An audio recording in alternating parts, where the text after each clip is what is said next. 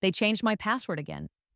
The familiar red error message flashed across my screen, mocking me as the betrayal was reborn in a new form. My fingers froze over the keyboard as memories flooded back. Memories of another life where this same betrayal had ended with my death. Invalid credentials. Please contact your system administrator. The words blurred as I stared at them, my heart hammering against my chest. This couldn't be happening. Not again. I had spent weeks preparing this presentation, staying late every night, the office emptying around me as I perfected every slide. The Jensen account would bring in millions, and my brother James, as CEO, had promised I would lead the pitch tomorrow. The scent of hazelnut coffee wafted from the break room, tickling my nose with its deceptive warmth.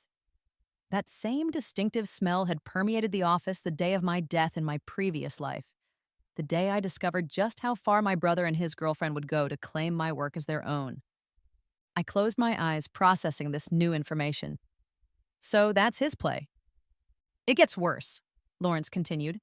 He's claiming your software was actually commissioned by him as a company project, and that you've stolen company property by continuing its development without authorization. My fingers curled into a fist. He can't possibly prove that. He doesn't need to prove it yet. Just create enough doubt to stall the investigation and possibly get reinstated pending a more thorough review. I took a deep breath, the familiar taste of betrayal bitter on my tongue. The shareholder meeting tomorrow will proceed as planned, Lawrence assured me. But be prepared for James to make an appearance. His attorney has informed us he plans to address the shareholders directly. After we hung up, I sat in my darkened apartment, staring out at the city lights. So James was making his final desperate play, just as he had in my previous life when backed into a corner. Only this time, I was ready for him. I opened my laptop and made a few final adjustments to my presentation for tomorrow. What I was about to do was risky, potentially exposing me to legal challenges of my own. But I was done playing defense. It was time to end this game once and for all. Morning brought with it a sense of déjà vu mixed with anticipation. I dressed with care, selecting a conservative navy suit that projected both confidence and professionalism. Today would define the new trajectory of my reborn life. The boardroom was already filling when I arrived, precisely 5 minutes before the scheduled start. James did a double take when he saw me, quickly masking his surprise with a frown.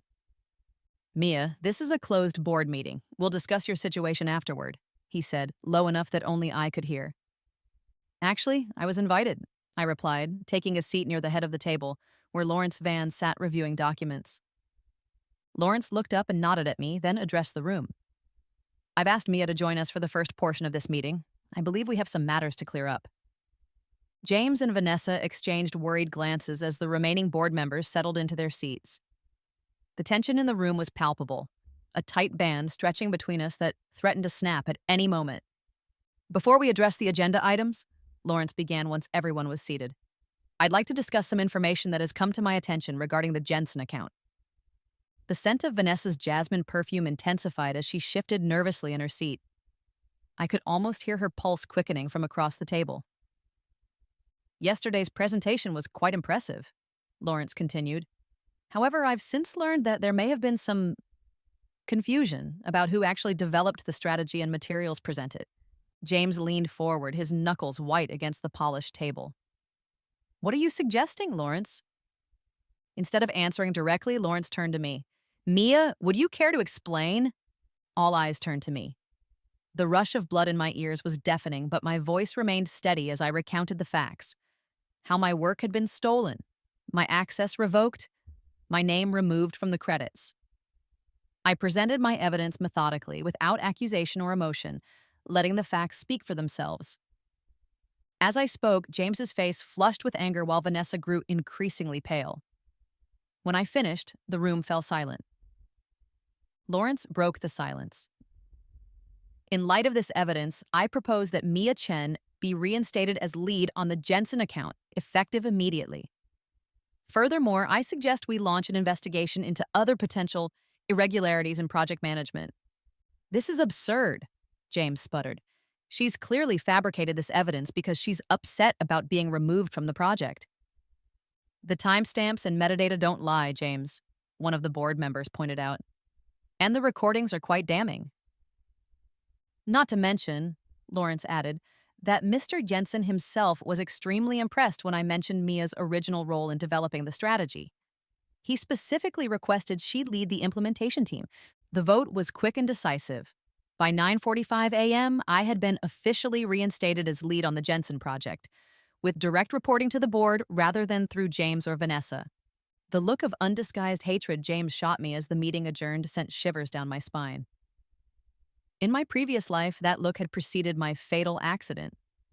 This time, I was prepared. Mia, Lawrence caught up with me in the hallway. Walk with me.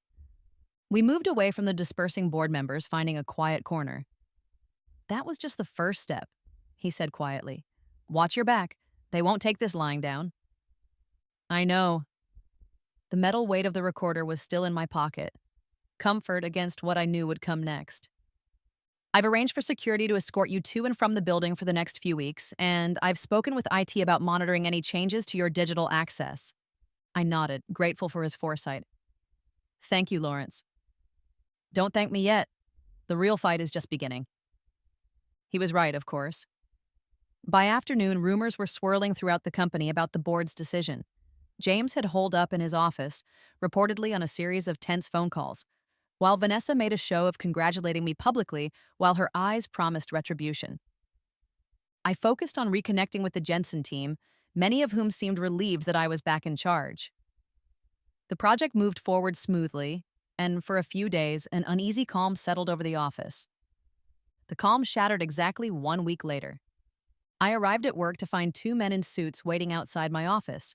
They introduced themselves as corporate security investigators.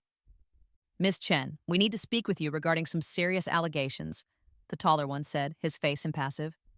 Of course, please, come in.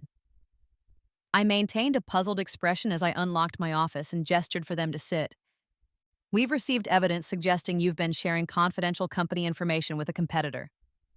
He placed a folder on my desk and slid it toward me. Inside were printouts of emails that appeared to be from my account, containing sensitive information about our projects and clients. The forgeries were good. Very good. In my previous life, this had been the final nail in my coffin, the evidence that destroyed my reputation and career beyond repair. These aren't mine, I said calmly. I've never sent these emails. They came from your account, the second investigator pointed out. Then someone has accessed my account without authorization. I picked up my phone. I'd like to call Lawrence Van if you don't mind. The investigators exchanged glances. Mentioning Lawrence's name had clearly thrown them off script. That won't be necessary at this point, the first one said. We're just gathering preliminary information. Nevertheless, I think it's important he's informed of these allegations immediately. I dialed Lawrence's number, maintaining eye contact with the investigators as it rang. After a brief conversation with Lawrence, the tone of the meeting shifted dramatically.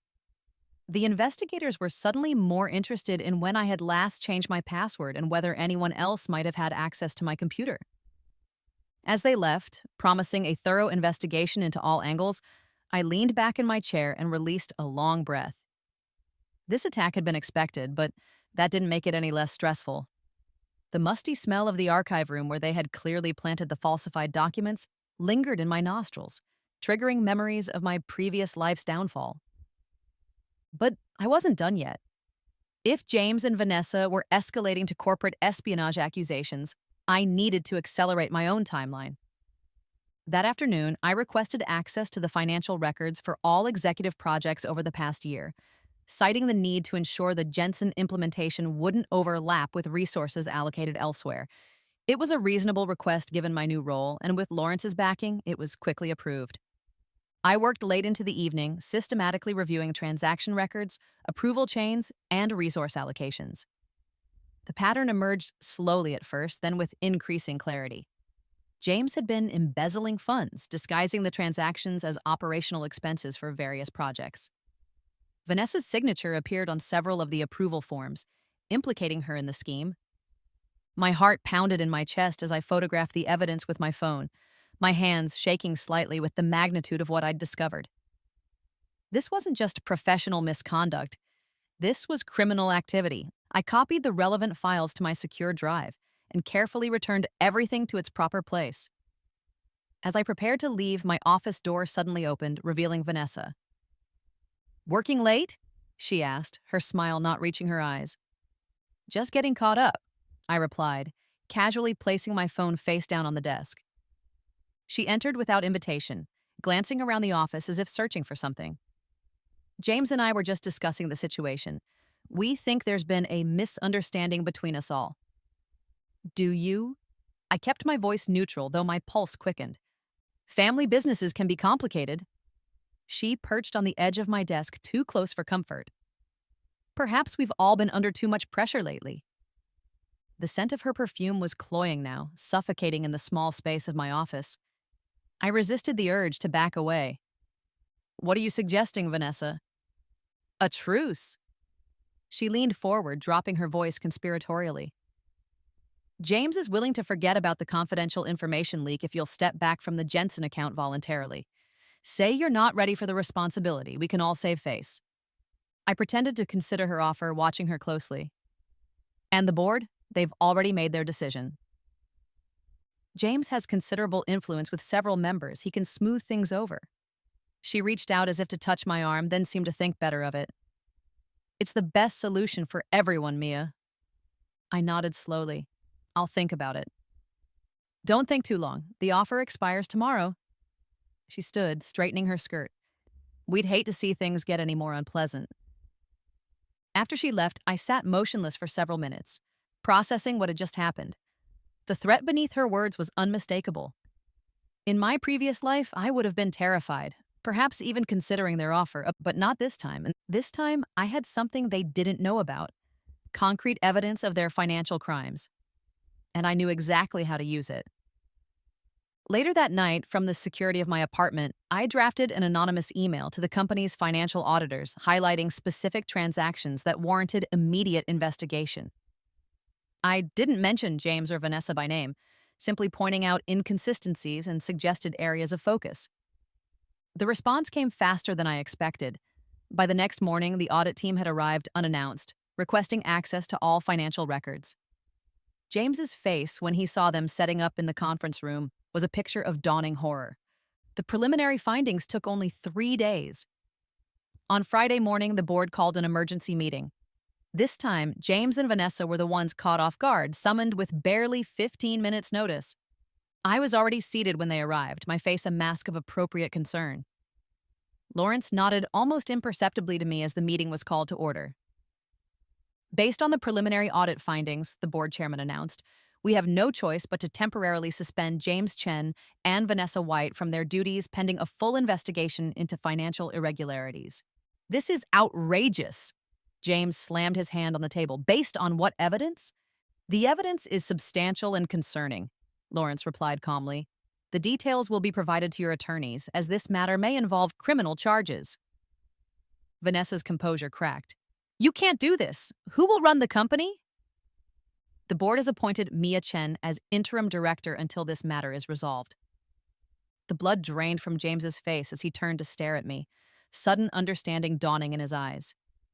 "You did this," he whispered. "This was your plan all along." I met his gaze steadily, neither confirming nor denying his accusation. Security escorted them from the boardroom, temporarily confiscating their keycards and devices. As interim director, I would have full access to all company systems and records. The perfect position from which to complete my revenge. But the most satisfying moment came as I watched them leave the building. Vanessa in tears, James tight-lipped with fury. The same security guard who had escorted me from the building in my previous life now held the door for me as I entered the executive elevator, my new temporary office, awaiting me on the top floor. The sweet scent of justice filtered through the air conditioning system, replacing the cloying jasmine that had permeated these halls for too long. I breathed it in deeply, savoring this turning point in my reborn life. The game had changed. Now I was the one changing the rules. The executive office felt strange, yet oddly familiar. In my previous life, I had glimpsed it only during obligatory family functions, when James would grudgingly open his domain for holiday parties. Now, the sweeping views of the city skyline were mine, at least temporarily. I had been interim director for exactly 1 week when I discovered the third betrayal. My assistant Lydia knocked tentatively on my door late Friday afternoon, her face pinched with worry. "Miss Chen, there's something you should see." She placed a tablet on my desk, open to an email exchange. The messages were between James, Vanessa, and a competitor's CEO, dated just 2 days after their suspension. They discussed transferring my key software project, the same revolutionary program that had been nearly complete when I died in my previous life, to the competitor for development, along with a consulting contract for James and Vanessa. The tangy scent of energy drinks suddenly filled my nostrils, a phantom memory of the endless coding sessions I'd spent developing that software. Nights where my fingers flew across the keyboard, building something that could transform our entire industry. Work that James had dismissed as impractical and too ambitious, while secretly recognizing its potential value. "How did you get access to these?" I asked Lydia, my voice carefully controlled. "They were accidentally copied to the company's archive server when James's email was backed up during the investigation. I was helping IT organize the evidence for the auditors when I found them." She hesitated. "There's more. The timestamps show they've been planning this for months, long before their suspension." I nodded, absorbing this new information. "Thank you, Lydia. This is extremely helpful." After she left, I sat back in my chair, connecting the dots. The software had been my passion project, developed mostly on my own time. In my previous life, James had buried it after my death, claiming it was unfinished and unworkable. Now I understood why. He'd planned to sell it himself all along. The project files would still be on the development server. With my new access, I could retrieve them, see exactly how close I'd been to completion. 3 hours later, I was still at my desk, scrolling through code that felt like greeting an old friend. The project was approximately 85% complete, further along than I'd realized. With focused effort, I could finish it within weeks. A plan began to form in my mind, one that would require perfect timing and preparation. Over the next 2 weeks, I worked relentlessly, dividing my time between running the company, cooperating with the financial investigation, and secretly completing my software project. I slept little, sustained by the burning desire to finally see my creation realized. The irony wasn't lost on me that I was now using the same late-night hours that had once made me vulnerable to their sabotage. But this time, I had security escort me to and from the building, and I'd installed my own cameras in my office and the development lab.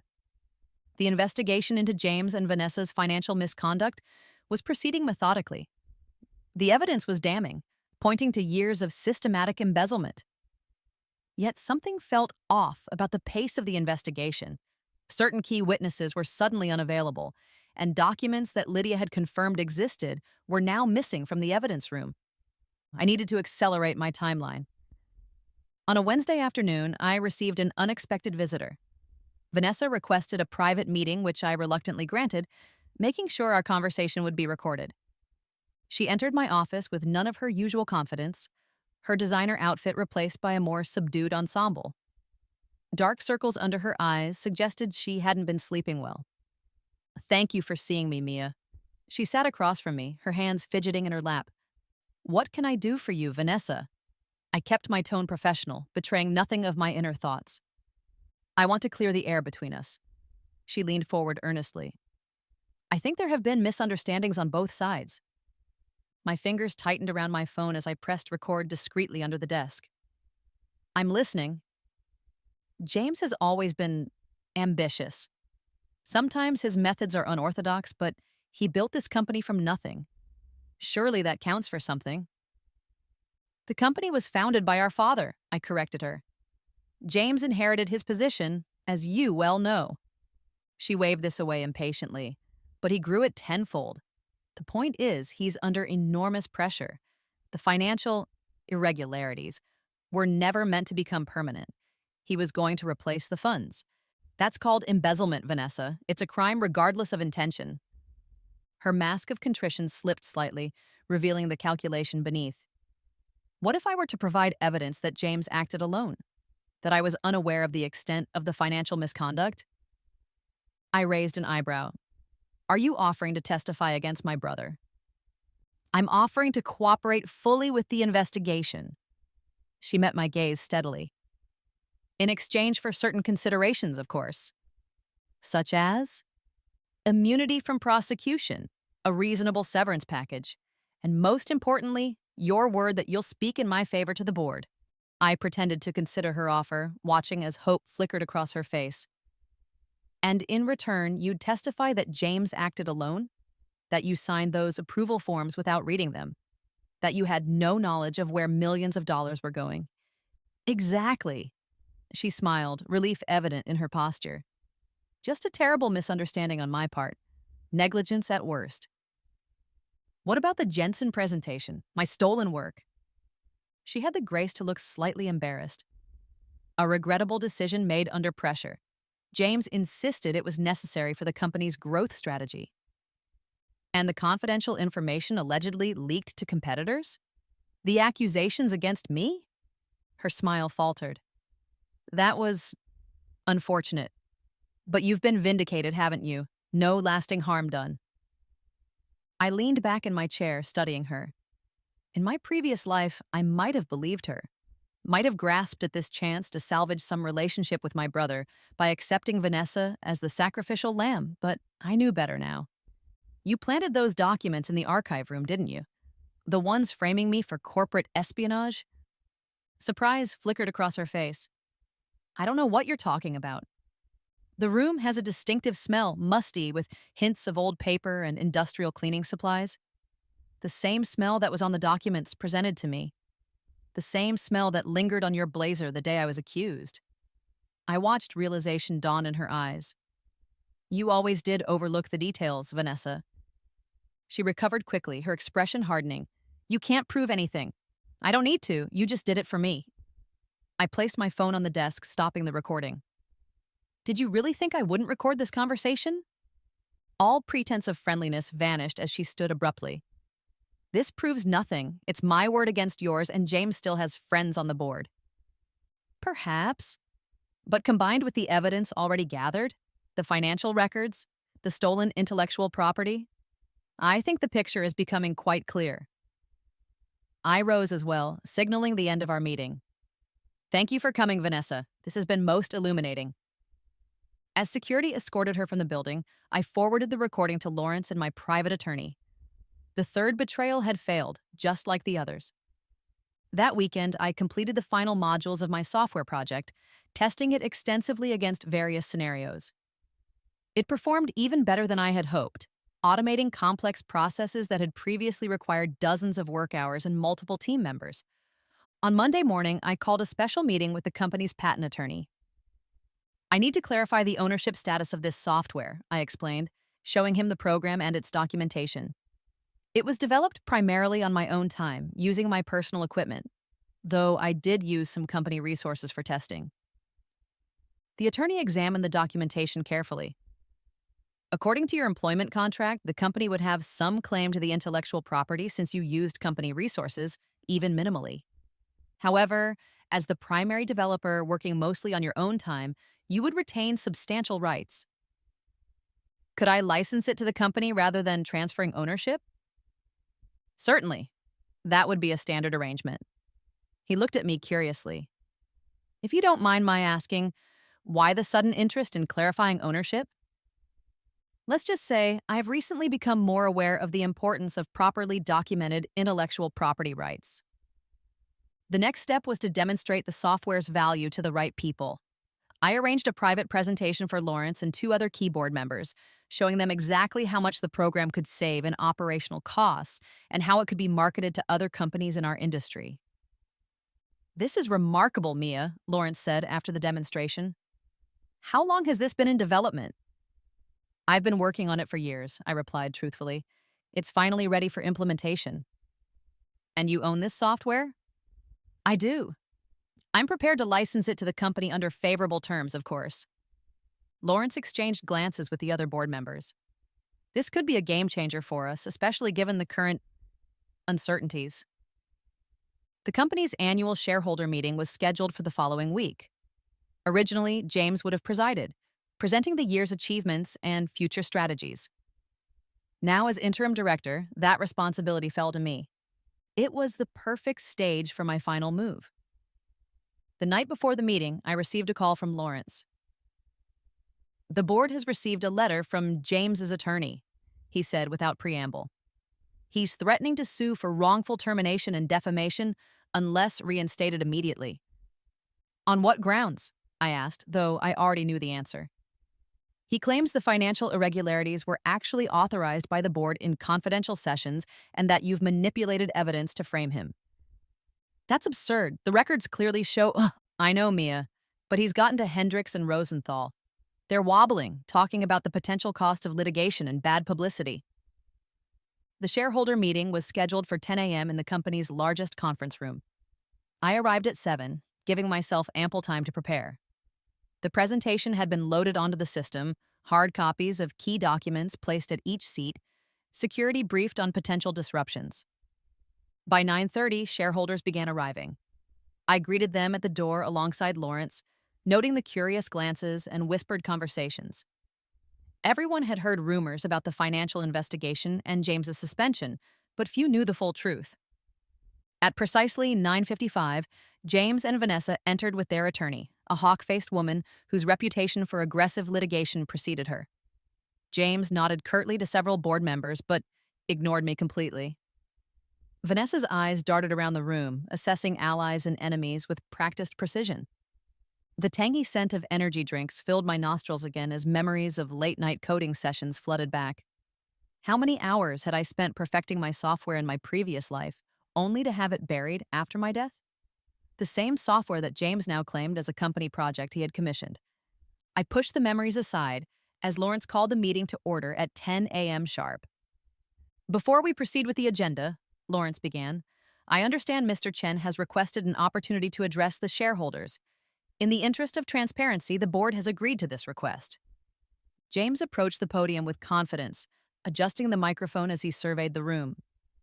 Thank you for this opportunity, he began, his voice strong and assured. I'll be brief. As many of you know, I have been temporarily removed from my position as CEO pending an investigation into alleged financial irregularities. He paused, making eye contact with several key shareholders. These allegations are not only false, but malicious, part of a coordinated effort to seize control of this company for personal gain. His gaze shifted to me. The evidence against me has been systematically manipulated and taken out of context. The transactions in question were authorized by the board in closed sessions, as several board members can attest. Murmurs spread through the room as Hendricks and Rosenthal shifted uncomfortably in their seats. Furthermore, James continued, certain intellectual property developed under my direction is being misrepresented as privately owned, when in fact it belongs to this company and its shareholders. He went on for another 5 minutes, skillfully weaving truth and falsehood into a narrative that painted him as the victim of a power grab, orchestrated by me and Lawrence. By the time he finished, the room was buzzing with confusion and concern. Lawrence thanked James for his statement and then introduced me as the interim director to present the company's annual report and future strategy. As I took the podium, I could feel the weight of scrutiny from every person in the room. My heartbeat quickened, but my voice remained steady. Good morning. Before I address the specific agenda items, I believe it's important to provide clarification on several points raised by Mr. Chen. I began methodically dismantling James's claims, presenting documented evidence of the financial misconduct that couldn't be explained away by closed board sessions. The board minutes spoke for themselves, revealing no such authorizations. Then I moved to the intellectual property issue, carefully laying the groundwork for my revelation. Mr. Chen claimed that certain intellectual property was developed under his direction. He was referring to a proprietary software solution that streamlines our operational processes while significantly reducing costs. I clicked to the next slide showing the project timeline. This software was conceptualized and developed primarily by me on my own time beginning 3 years ago. While I did use company resources for testing, the development was performed independently, as documented here. I displayed emails and project logs showing my work, careful to include only legitimately obtained evidence that would stand up to legal scrutiny. The company's patent attorney has confirmed that, while the company may have some claim due to the limited use of resources for testing, I retain substantial ownership rights as the developer. Vanessa leaned over to whisper urgently to James, whose face had darkened considerably. However, I continued, the ownership question is ultimately less important than what this software can do for our company and its shareholders. I launched into a demonstration of the software's capabilities, showing concrete examples of how it could transform our operations, reduce costs, and create new revenue streams through licensing to other companies in our industry. As the demonstration concluded, I could see I had the shareholders' attention. Even those who had seemed skeptical were now leaning forward, intrigued by the potential impact on their investments. Which brings me to an announcement. I paused, ensuring all eyes were on me. I have secured commitment from a consortium of investors who believe in this technology's potential. They have provided backing for me to acquire majority control of this company at a premium of 30% above current market value per share. The room erupted in shocked murmurs. James half rose from his seat, restrained only by his attorney's hand on his arm. This offer will be formally presented to all shareholders immediately following this meeting, with details of the proposed acquisition structure and timeline. The offer remains open for 30 days, allowing ample time for consideration. I clicked to the next slide, revealing the names of the investment consortium members, respected figures in our industry whose involvement lent immediate credibility to my proposal. Should the acquisition be approved, I intend to implement this software across all company operations, projecting a 40% reduction in operational costs within the first year and potential new revenue streams from licensing beginning in year 2. The remainder of my presentation covered the standard annual report information, but I knew few were fully focusing on those details now. The acquisition bombshell had effectively overshadowed everything else, exactly as I'd intended. When I opened the floor for questions, they came rapid fire, primarily focused on the acquisition offer and the software's capabilities. I answered each one clearly and confidently, having anticipated most of their concerns. Finally, James's attorney stood. Miss Chen, isn't it true that you began developing this software while employed full-time by this company, using knowledge and insights gained through your position? Yes, the initial concept was developed during my employment, I acknowledged. However, as I've demonstrated, the actual development work was done on my own time, using my personal equipment. This is standard practice in our industry and is specifically addressed in my employment contract, which permits such independent development provided it doesn't directly compete with the company's existing products or services. And yet you're now using this allegedly independent development as leverage in what appears to be a hostile takeover attempt, she pressed. On the contrary, I replied calmly. I'm offering shareholders a significant premium for their shares based on the demonstrable value this software will bring to the company. This is a business opportunity, not leverage. Lawrence stepped in at this point. I believe we should move on. The acquisition offer will be thoroughly reviewed by the board and our financial advisors before being presented to shareholders for consideration. As the meeting adjourned, the room buzzed with excited conversations. Several shareholders approached me immediately, expressing interest in the offer and congratulating me on the software development. James and Vanessa departed quickly, surrounded by their legal team, their faces tight with barely contained fury. Lawrence found me as the room finally began to clear. That was unexpected, he said quietly. You might have warned me. I couldn't risk it leaking before I was ready, I explained. James still has allies everywhere. He nodded slowly. The consortium? They're actually on board? This isn't just a bluff? It's real. The paperwork is finalized, funding secured. I've been working on this for weeks. Impressive. He glanced toward the door where James had exited. But be careful, he won't take this lying down. I'm counting on it, I replied, gathering my materials. In fact, I expect we'll hear from him very soon. I wasn't wrong. Less than 3 hours later, James requested another meeting. Private this time, just the two of us. I agreed, but with conditions. The meeting would take place in the main conference room, with security posted outside and cameras recording. He arrived precisely at the appointed time, alone and impeccably dressed as always. The sharp scent of his expensive cologne announced his presence before he even entered the room. Quite a performance this morning, sister. He settled into a chair across from me, his tone deceptively casual. I didn't realize you had such flair for the dramatic. I learned from watching you, I replied evenly. A tight smile crossed his face. Let's cut to the chase. What do you really want? This isn't about the company or that software. This is personal. You're right about one thing. It is personal. You stole my work, sabotaged my career, and were prepared to let me take the blame for your financial crimes. I leaned forward slightly. But you're wrong about my motives. I genuinely believe I can run this company better than you ever did. He laughed, short and sharp. You've always been arrogant about your abilities. But running a company requires more than technical skills. It requires relationships, strategic thinking, sometimes making difficult decisions for the greater good. Like embezzling company funds or selling proprietary technology to competitors? His eyes narrowed. I did what was necessary to keep this company competitive in a rapidly changing market. No, James, you did what was expedient for your own gain, regardless of the cost to the company or anyone else. His facade of composure cracked slightly. You think you've won, don't you? That your little investor consortium and software demo have sealed the deal? He leaned closer, lowering his voice. You have no idea what you're up against. I built this company. The shareholders trust me, not some coding prodigy who's never made a tough business decision in her life.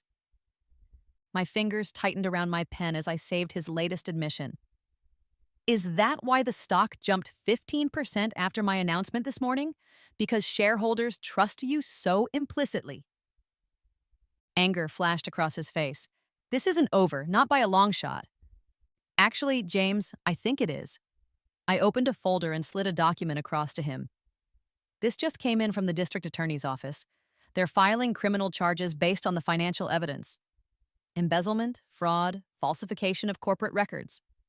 He skimmed the document, his face paling slightly despite his attempt to remain impassive. And this, I continued, sliding over another document, is from the SEC. They're launching their own investigation based on evidence of insider trading. Specifically, your attempts to profit from deliberately tanking certain company projects while privately investing in competitors. These are just preliminary inquiries, he dismissed, though with less conviction. Nothing will come of them. Perhaps. But in the meantime, the board has voted to freeze all company-funded legal representation for you and Vanessa, effective immediately. You'll need to secure your own counsel going forward. That hit home. James's jaw tightened as the implications sank in. His personal funds, while substantial, wouldn't sustain the kind of high-powered legal defense he'd need against federal charges. You've thought of everything, haven't you? His voice was soft, dangerous. Systematically dismantling everything I've built.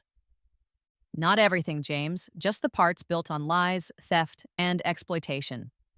I gathered my papers, signaling the end of our meeting. The acquisition offer stands. You're welcome to vote your shares however you choose. As I rose to leave, he called after me. Family should come first, Mia. That's what Father always taught us. Have you forgotten that? I paused at the door. I haven't forgotten. But I've learned that true family doesn't steal from you, lie to you, or try to destroy you. Maybe you're the one who needs to reconsider what family really means. I left him sitting there staring at the documents that spelled out the beginning of his downfall. The game was entering its final phase, and I held all the winning cards. The emergency shareholder meeting I called 2 weeks later was unprecedented in the company's history. The room was packed beyond capacity, with additional shareholders joining via secure video conference. The tension in the air was palpable, charged with anticipation and uncertainty. James and Vanessa arrived flanked by a new legal team, less prestigious than their previous representation, but still formidable. The sharp scent of James's expensive cologne filled the room as he entered, his confident stride belying the pressure he must have been feeling. I waited until exactly 10 a.m. to call the meeting to order, standing at the podium with Lawrence and the board members seated behind me. The room quieted immediately, all eyes fixed on me. Thank you all for attending on such short notice, I began. Today's meeting has been called to address serious concerns affecting the future of this company and the value of your investments. I glanced briefly at James, who stared back with cold defiance. 2 weeks ago, I presented an acquisition offer that has generated significant interest. Since then, however, new information has come to light that shareholders must be made aware of before making any decisions about the company's future. With methodical precision, I presented the evidence against James and Vanessa. Financial records showing systematic embezzlement, documented instances of intellectual property theft, emails revealing their plans to sell proprietary technology to competitors. The evidence was damning and comprehensive, leaving no room for alternative explanations or excuses. As I spoke, I could see the shock and anger spreading through the room. Even shareholders who had been James's staunch supporters looked disturbed by what they were seeing. These actions have placed our company at significant legal and financial risk, I continued. The board has been working closely with legal counsel to determine the best path forward, but the situation is grave. I clicked to the next slide, showing the projected financial impact of the legal challenges ahead. Conservative estimates suggest potential liability exceeding $40 million, not including criminal penalties that may be assessed against the individuals involved. The room erupted in concerned murmurs. One major shareholder stood, directing his question to James rather than me. Is this true? Have you been using company funds for personal gain while the stock price stagnated for 3 consecutive quarters?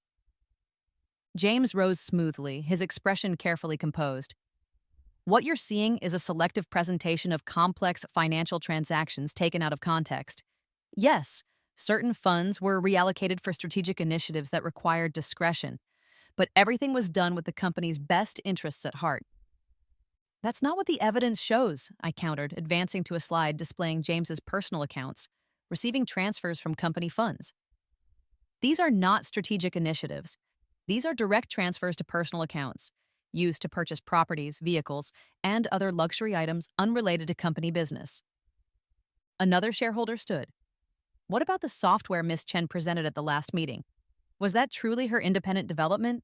Or does the company have rights to it? Before James could respond, I displayed emails from James to Vanessa discussing my software project.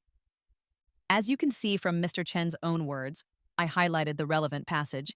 He recognized the potential value of this software 2 years ago, but chose to suppress it rather than support its development.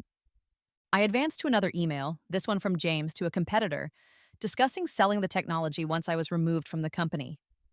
Furthermore, he planned to sell this technology to our competitors once I was no longer in a position to claim ownership. More questions followed, each one met with clear evidence contradicting James's increasingly desperate explanations.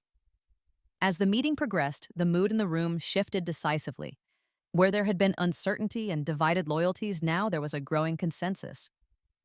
Given these circumstances, I said once the questions had been exhausted, I propose we move forward with a vote on 2 key items. First, the permanent removal of James Chen and Vanessa White from all company positions. And second, the acceptance of the acquisition offer I presented 2 weeks ago. James surged to his feet. This is a railroading. You can't possibly expect shareholders to make such momentous decisions based on a one-sided presentation without proper time for review and rebuttal. Lawrence stood calmly. Mr. Chen, the evidence speaks for itself. And I remind you that you are here as a courtesy. Your voting rights have been temporarily suspended pending resolution of the criminal charges against you. You can't do that. Your shares are currently subject to a court-ordered freeze, Lawrence explained.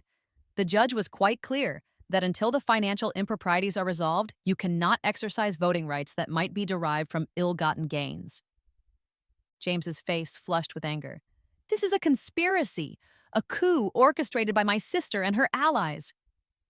Mr. Chen, one of the largest shareholders, said firmly, I've seen enough. I move we proceed with the votes as proposed. The motion was quickly seconded, and Lawrence called for the first vote on the permanent removal of James and Vanessa.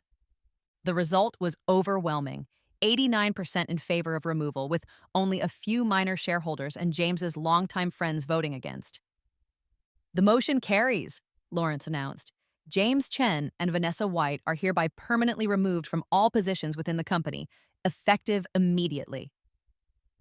The second vote on accepting my acquisition offer was closer but still decisive, 76% in favor. James stood frozen, watching as his company slipped from his grasp. Vanessa clutched his arm, whispering urgently in his ear, but he seemed beyond hearing.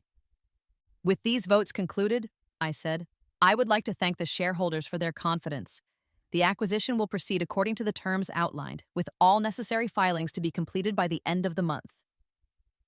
As the meeting adjourned, security approached James and Vanessa. Mr. Chen, Miss White, we've been instructed to escort you from the premises. Your personal belongings have been packed and will be delivered to your homes. This is my company, James shouted, his composure finally shattering completely. You can't throw me out of my own building.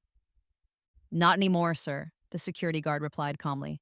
Please don't make this more difficult than it needs to be. The room fell silent as security escorted them to the elevator, James's protests echoing down the hallway. Employees gathered in doorways and corridors, watching the unprecedented scene unfold. The CEO who had ruled through fear and manipulation for years, now being removed like a common trespasser. As they disappeared into the elevator, a spontaneous cheer erupted from several departments.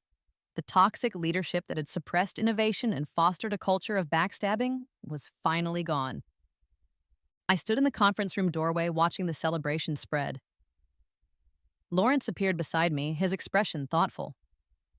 That was quite something, he said quietly. I've been in business for 30 years and never seen anything quite like it. Justice can be rare in the corporate world, I replied. Indeed.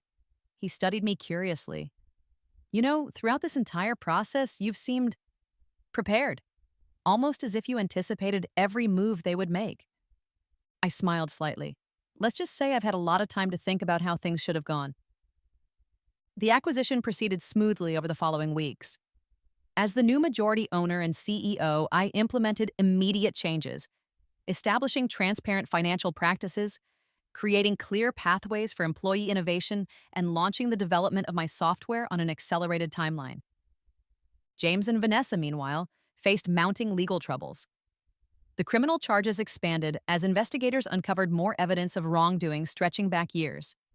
Their assets were frozen, their reputations in tatters, but even in disgrace, my brother wasn't finished fighting. 1 month after the shareholder vote, as I was reviewing implementation plans for my software in my new office, my assistant announced an unexpected visitor.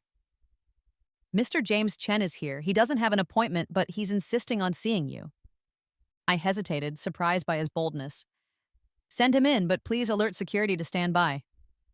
James entered moments later, looking markedly different from the polished executive who had ruled the company just weeks ago. His designer suit had been replaced by more modest attire, his confident stride now hesitant. The cologne that once announced his presence was absent, replaced by the faint scent of stress and desperation. Thank you for seeing me, Mia. He remained standing, declining my gesture toward a chair. What can I do for you, James? He paced the office restlessly, glancing at the changes I'd already made to what was once his domain. I've been doing a lot of thinking since everything happened. I imagine you have. The legal cases, they're going to drag on for years. My assets are frozen. My reputation. He trailed off, then squared his shoulders.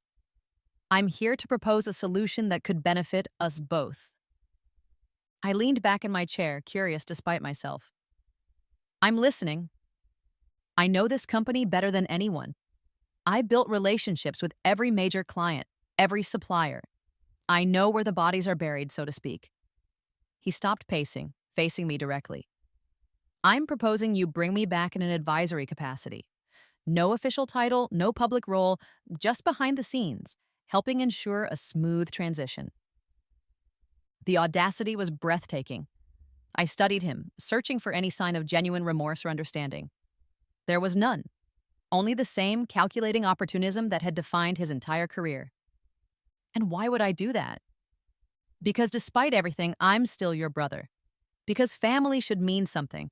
And because practically speaking, I could make this transition much easier or much harder. His tone hardened on the last words, the implicit threat clear. I opened my desk drawer and removed a folder, placing it on the desk between us. Inside were termination papers already prepared with his name. No, James. The rough texture of the papers crinkled as I slid them across the desk toward him. His face flushed with anger. You're being short-sighted. The clients trust me. The clients trust the company to provide quality services and products, which we will continue to do. I gestured to the papers. This makes your termination official. Your personal belongings from your office have been packed and delivered to your home. Your company car has been retrieved by our fleet management team. Your corporate credit cards and expense accounts have been closed. He left the papers untouched. You think you've won, don't you? That you can just erase me and everything I've built here? I'm not erasing you, James. I'm holding you accountable for your actions. There's a difference. You've turned everyone against me. Even Mother won't take my calls. His voice cracked slightly. Was that part of your plan too? To isolate me completely? I simply showed people the truth. Their reactions are their own. He slammed his palm on the desk suddenly. Damn it, Mia! This is your brother asking for help. Does that mean nothing to you? I remained calm, unmoved by his display. It meant nothing to you when you stole my work, when you tried to frame me for corporate espionage, when you planned to sell my software to competitors. That was business. This is different. This is family. No, James, you don't get to separate the two when it's convenient. You made your choices. Now you live with the consequences. Before he could respond, the door opened and Vanessa walked in. Her appearance also markedly changed from her former polished perfection. She stopped short when she saw James. You're here too, she said flatly.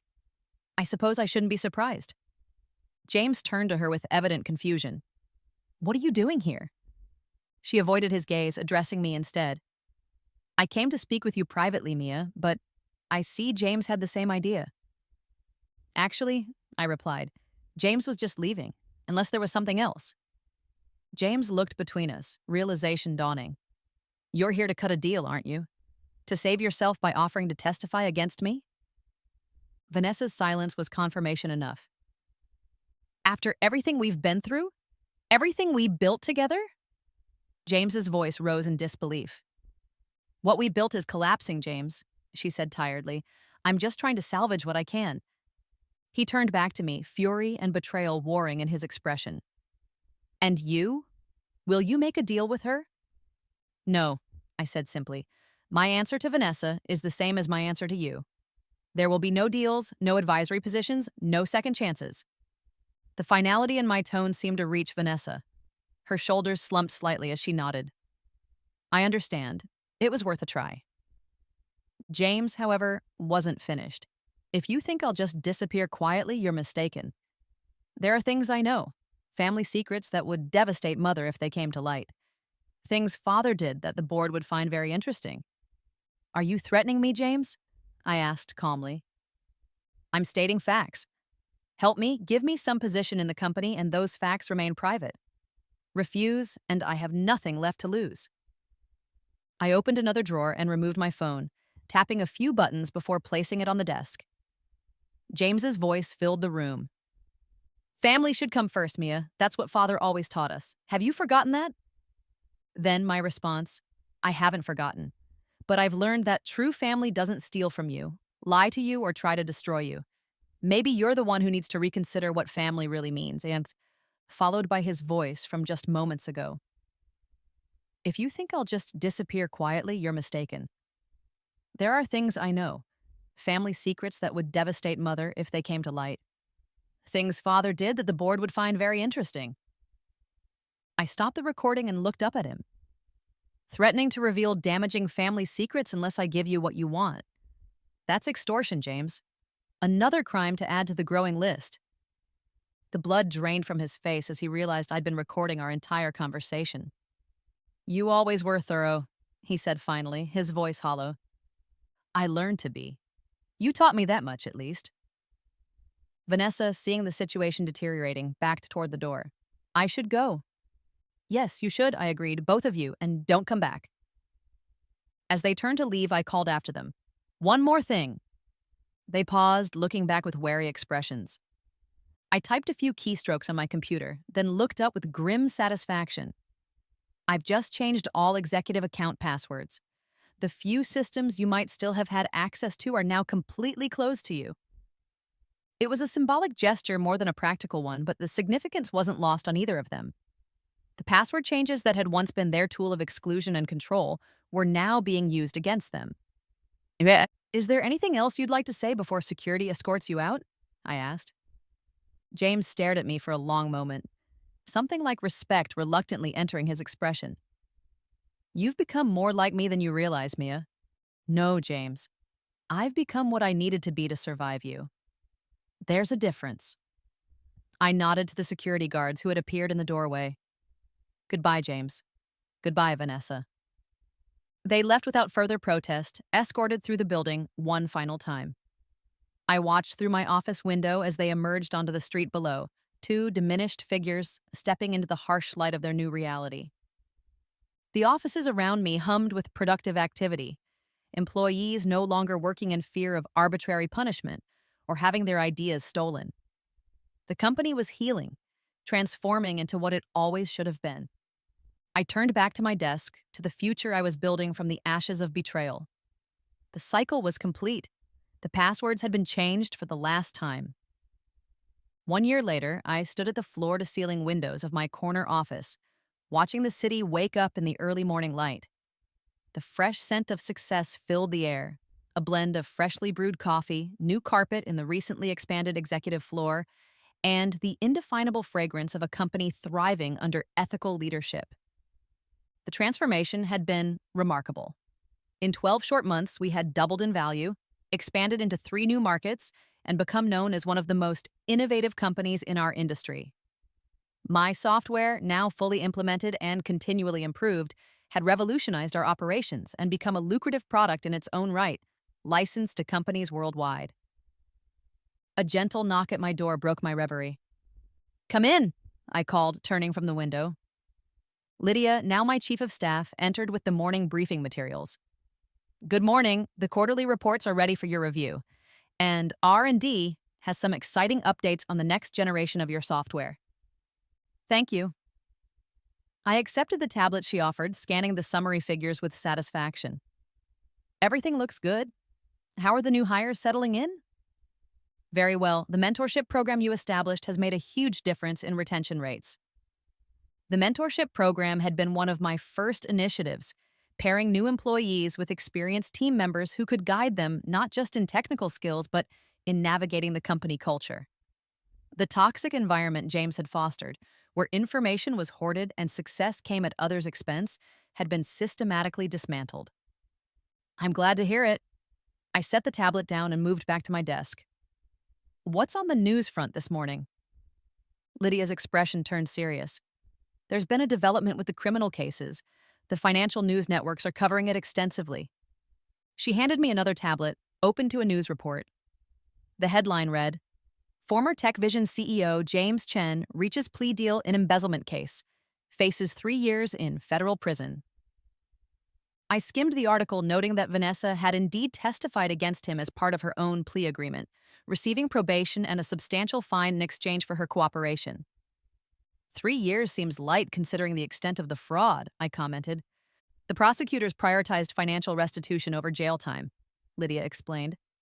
"The agreement requires him to forfeit all remaining assets to repay the company and shareholders." I nodded, feeling no particular satisfaction or remorse at the news. James's downfall had never been my primary goal, just a necessary step in reclaiming what was rightfully mine and creating the company I knew was possible. "On a more positive note," Lydia continued, "the partnership agreements are ready for signing. The executive team will be here at 11. The partnerships represented the culmination of months of work, strategic alliances with complementary companies that would expand our reach globally while maintaining our core values of innovation and ethical business practices. Perfect. I'll be ready." I turned back to the window, signaling that our morning briefing was complete.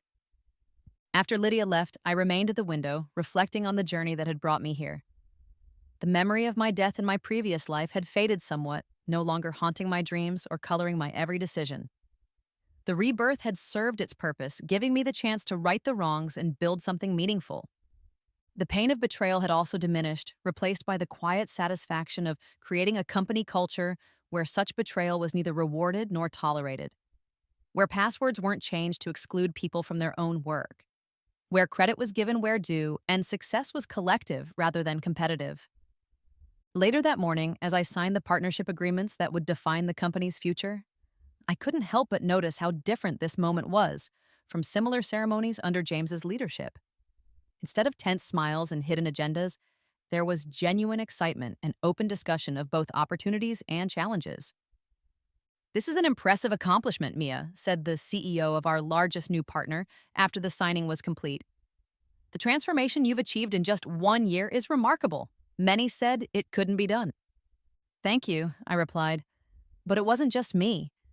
It was everyone who believed in a different way of doing business. The afternoon was filled with meetings, reviewing new project proposals, discussing expansion plans, addressing employee concerns. In each interaction, I made a point of recognizing contributions, ensuring voices were heard, and decisions were transparent. As evening approached, I found myself alone in my office once more, reviewing final details before a well-deserved vacation. My first in over a year. The company would continue smoothly in my absence, each department led by capable people who shared my vision. I powered down my computer, watching as the login screen appeared one last time before the screen went dark. The password system that had once been weaponized against me was now just a routine security measure, protecting our collective work rather than excluding contributors. Tomorrow, I would board a flight to a quiet beach destination where no one knew my name or story. For 2 weeks, I would simply be Mia, not the CEO who had orchestrated one of the most dramatic corporate turnarounds in recent memory. But tonight, as I gathered my things to leave, I allowed myself one moment of reflection on how far I had come. From death to rebirth. From exclusion to leadership. From betrayal to justice. I turned off the office lights and closed the door behind me, secure in the knowledge that I had not only survived, but transformed my second chance into something worthy of the pain it had taken to get here.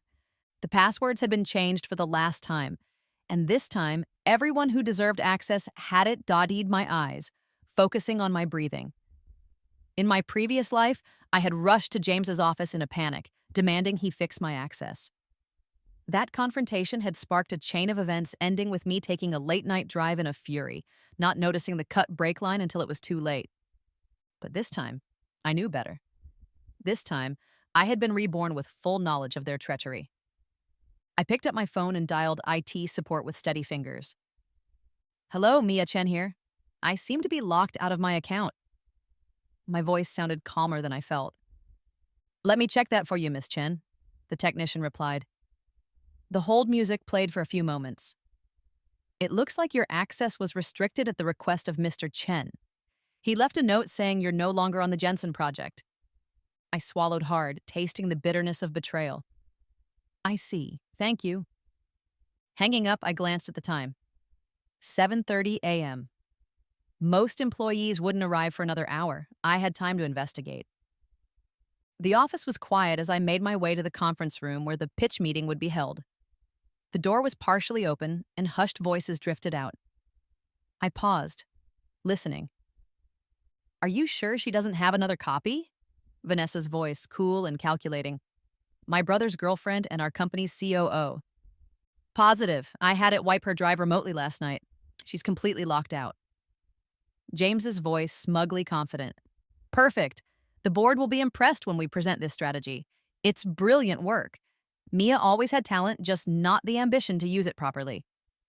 That's why we make such a good team, babe. You see the opportunities, I handle the obstacles."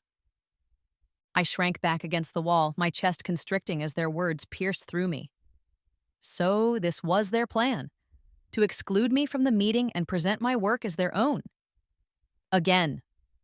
The leather of my handbag creaked as my fingers clutched it tightly. Inside was a USB drive with a copy of my presentation, my insurance policy born from the whispers of my past life's instincts. But they would have thought of that too. They'd search my desk, my computer, my cloud storage. My breath caught in my throat as I realized I needed to check my hidden backup. Moving silently, I slipped into my office and closed the door. I dropped to my knees beside the filing cabinet and felt beneath it for the small magnetic case I'd attached there. My fingers trembled as they found nothing.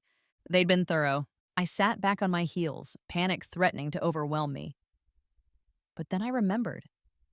There was one more place they wouldn't know about. A place that didn't exist in my previous life. The bathroom on the third floor had a loose ceiling tile I'd discovered weeks ago. I'd hidden another USB drive there, paranoia from my previous life guiding my actions. 5 minutes later, I was back in my office, the recovered USB drive clutched in my palm like a talisman. My heart raced with vindication as I confirmed the files were intact. I wouldn't confront them, not yet. In my past life, direct confrontation had only sparked their most desperate and dangerous actions. This time, I would be smarter. This time, I would be patient. A knock at my door jolted me from my thoughts. I quickly pocketed the USB drive and composed my face into a neutral expression. "Come in." The door opened to reveal Vanessa, immaculately dressed in a tailored blue suit, her smile as artificial as her sympathy. "Mia, darling, James asked me to let you know there's been a slight change of plans with the Jensen presentation." Her voice dripped with false sweetness, the scent of her expensive perfume invading my space like a toxic cloud. "Oh?" I kept my tone even, fighting the urge to lunge across the desk and shake that smug smile off her face. "We feel it's best if James and I handle the pitch ourselves. Board politics, you understand? Nothing personal." She leaned against the doorframe, studying my reaction. I forced a disappointed smile. "If you think that's best." Surprise flickered across her face. She'd expected resistance. In my previous life, I had argued, protested, created a scene that gave them the perfect excuse to paint me as unstable. "Well, good. I'm glad you understand." She hesitated, thrown off by my acquiescence. "The meeting starts at 10. You can watch from the observation room if you'd like." "Thanks, I appreciate that." I turned my attention back to my monitor, dismissing her. As soon as the door closed behind her, I let out a slow, controlled breath. The clock on my desk showed 8:15 a.m. I had less than 2 hours to prepare my countermove. The muted sound of office activity grew around me as employees arrived for the day. I ignored the curious glances directed my way. No doubt rumors were already circulating about my removal from the project. Let them gossip. Let James and Vanessa think they'd won. At 9:45, I made my way to the observation room adjoining the main conference room. Through the one-way glass, I watched as the board members filtered in, followed by the Jensen team. James and Vanessa worked the room with practiced charm, shaking hands and exchanging pleasantries. My finger pressed against the small voice recorder in my pocket. The cool metal against my palm grounded me as I documented everything, my rage crystallizing into icy determination. The presentation began, and slide after slide of my work appeared on the screen, presented in James's confident voice with Vanessa adding strategic insights, my insights, repackaged in their words. "As you can see," James gestured to the market analysis I had spent weeks compiling, "our approach differs from our competitors by focusing on sustainable growth rather than quick wins." Mr. Jensen, a sharp-eyed man in his 60s, nodded approvingly. "Impressive work. Who led the research on this?" My breath caught. Here it was, the moment of truth. "Vanessa led the team," James replied smoothly. "She has a real gift for market analysis." Vanessa smiled modestly. "It was a collaborative effort, of course, but I did spend quite a few late nights pulling these numbers together." The room murmured appreciatively, and I dug my nails into my palms until they left crescent marks in my skin. When the presentation concluded to enthusiastic applause, I slipped out quietly and returned to my office. The final credits slide had removed my name entirely, listing James and Vanessa as project leads with a small footnote acknowledging team contributions. I connected my hidden USB drive and began systematically forwarding documentation to my personal email, original drafts with metadata showing my authorship, meeting notes, and the recorded conversations proving my ownership of the work. As I worked, a notification popped up on my screen, a company-wide email from finance requesting an urgent meeting with me at 2 p.m. My stomach tightened with foreboding. I knew what this was about before opening the message, and in my previous life, after stealing my work, they had framed me for financial irregularities to justify my dismissal. The same play was unfolding again, right on schedule. I would attend the meeting. I would appear shocked and confused when confronted with the falsified evidence. I would neither admit guilt nor accuse James and Vanessa directly.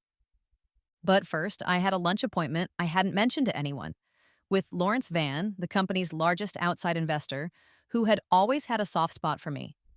In my previous life, I had been too proud to reach out for help. This time would be different. The restaurant was busy, the clatter of dishes and murmur of conversation providing perfect cover for our discussion.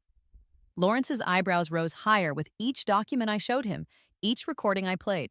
This is disturbing, Mia. He set down his fork, appetite forgotten. If what you're showing me is accurate, it is, every word. I met his gaze steadily. He nodded slowly. The board meeting tomorrow at 9 a.m. Be there. I left the restaurant feeling lighter than I had in weeks. The smell of fresh rain on pavement filled my lungs as I walked back to the office, ready to face the ambush that awaited me. The finance meeting went exactly as expected. The CFO, a longtime friend of James, presented evidence of discrepancies in accounts I had supposedly overseen. Documents bearing my forged signature authorized transfers I had never seen. I don't understand, I whispered, playing my part perfectly. I never authorized these transactions. The evidence suggests otherwise, Mia, the CFO said gravely. For now, we're handling this internally, but I have to report my findings to James. I nodded numbly, the picture of a woman blindsided by circumstances beyond her control. Inside, though, a flicker of triumph warmed my chest. The trap was set, and James and Vanessa were walking into it with the same arrogant confidence that had defined their actions in my previous life. As I left the finance department, my phone buzzed with a text from James. My office now. I took the elevator to the executive floor, using those moments of solitude to compose myself. The familiar hallway stretched before me, leading to the corner office where my brother sat waiting to deliver what he thought would be my professional execution. I knocked once and entered without waiting for a response, a small act of defiance that didn't go unnoticed. James sat behind his massive desk, Vanessa perched on the edge beside him. The perfect power couple, about to crush the inconvenient sister who threatened their ascension. Sit down, Mia. James gestured to the chair across from him. I sat, folding my hands in my lap, the picture of composure. Finance has brought some troubling information to my attention. He slid a folder across the desk. Care to explain? Yes, no. I opened the folder and made a show of examining the contents, though I already knew what I would find. These aren't my signatures. I didn't authorize any of this. Vanessa sighed dramatically.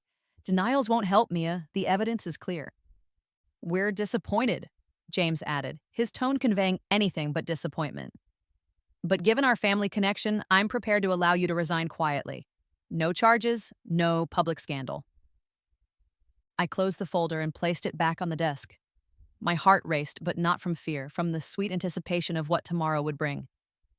I need time to think about this. My voice was soft, giving the impression of defeat. James nodded, already victorious in his mind. Take the rest of the day. I'll expect your decision by noon tomorrow.